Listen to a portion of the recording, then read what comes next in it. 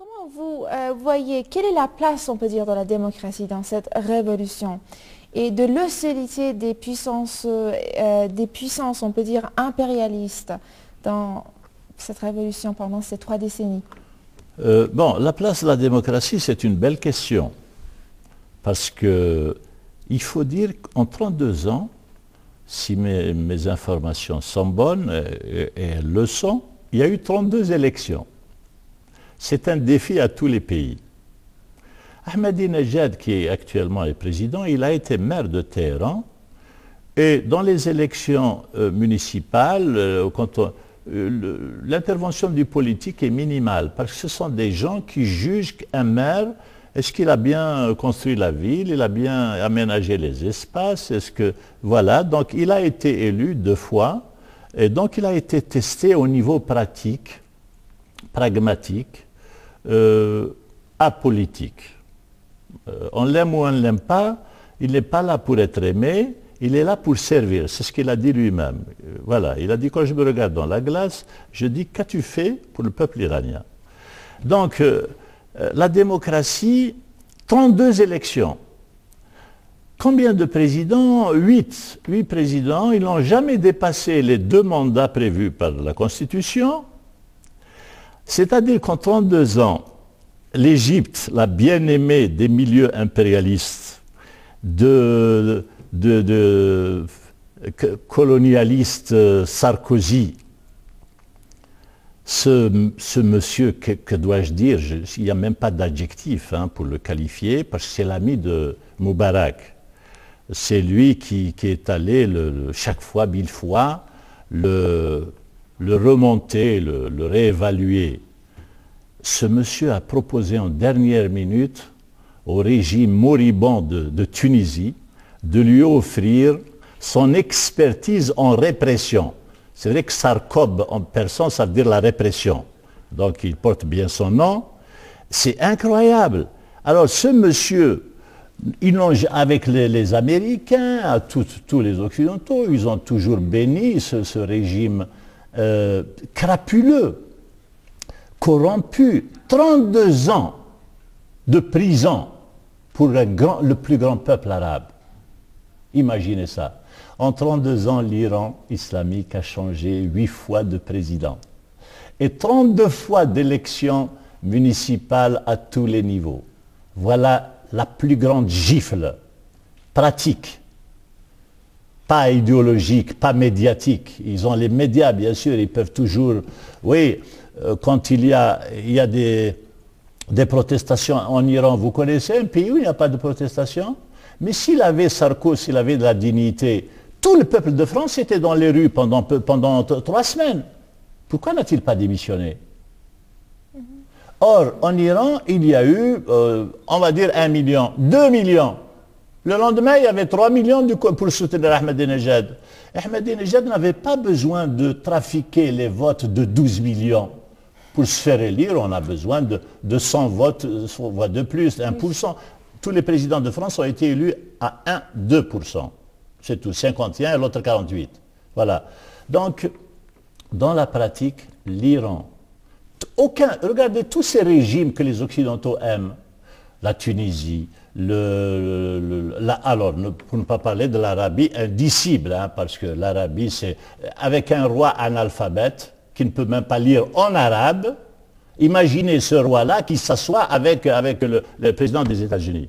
Il y a eu un bon sketch qui a été fait dans une télé américaine. Ils ont montré Moubarak il dit, en 32 ans, il nous a coûté 1,350 milliard pour nous faire aimer. On le paye pour nous faire aimer. Alors, il a rencontré Obama, il a rencontré Bush le père, il a rencontré... Et donc, on le voit défiler. En 32 ans, tout le monde est parti, sauf lui. L'invariable dans la variation. Et en plus, sous le nom d'un président. Président, mais béni, c'est le problème, c'est que ils se réclament la démocratie. Ils aiment bien la démocratie chez eux, mais chez vous, il faut vous réprimer. Il faut pas, vous n'avez pas de... Donc, la démocratie en Iran, ça n'est pas des mots, c'est une pratique. Et ensuite, il y a la démocratie sociale. La démocratie, ce n'est pas le droit de gueuler. La démocratie sociale, c'est offrir des universités aux petites villes d'Iran pour qu'elles ne soient plus, pour que les étudiantes, les jeunes filles ne soient plus obligées de s'expatrier, de s'exiler dans la mégalopolis de Téhéran. Voilà, donc maintenant vous allez dans tout l'Iran, vous trouverez que les infrastructures existent dans toutes les petites villes, elles ne sont pas les oubliées, on ne se concentre pas sur la capitale façade. Non, c'est la démocratie, c'est le partage du gâteau social. Et ensuite, politiquement, vous connaissez combien de pays indépendants, non dépendants, c'est-à-dire qui ne reçoivent pas leur ordre, ni de Washington, ni de New York, ni d'Angleterre, ni de Paris, ni de quoi que ce soit. Il n'y a que l'Iran. Aujourd'hui, le Venezuela, bien sûr, il y a des pays qui se joignent. Il y a Lula du Brésil, il y a, grâce à Dieu, et bientôt il y aura la Tunisie. Il y a l'émergence, tout le monde réapprend la liberté. Alors pourquoi vous avez parlé d'hostilité? Mais évidemment, l'hégémonie ne se partage pas. Les Occidentaux ne veulent pas lâcher le gâteau. Ils veulent des esclaves. Ah, ils veulent des yes men. Oui, monsieur. Oui, monsieur. Imaginez pas un régime corrompu, il va dire non à la France, non. Donc, l'Iran, elle est un pôle. Elle se pose comme un pôle à elle-même parce qu'elle a conscience, elle a une dignité culturelle. Je ne suis ni ton subordonné, ni ton esclave, ni... Je ne suis pas contre, a priori, je suis contre personne. Je suis moi-même. Je veux bien discuter, être le partenaire de tout le monde sur un pied d'égalité, avec la conscience qu'il n'y a de paire d'égalité que dans la réalité. Donc moi, vous produisez, il y a un beau proverbe persan extraordinaire qui symbolise le résumé de la culture moderne. Tavana bovad, harke dana bovad. Tu as autant de pouvoir que de savoir. Savoir égale pouvoir. Ça a été dit au XIIe siècle, imaginez ça. Eh bien, l'Iran sait cela. Alors, vous avez l'énergie atomique. La France utilise l'électricité à 80%. Vous ne voulez pas que l'Iran ait accès à cela. Tu veux fabriquer la bombe atomique. Ah oui, je veux fabriquer la... Supposons que je veuille. L'Iran a toujours dit non. Non pas pour se soumettre, parce qu'elle dit que l'islam nous interdit de produire des bombes atomiques qui sont meurtrières de façon indiscriminée. Mais Israël a plus de 200.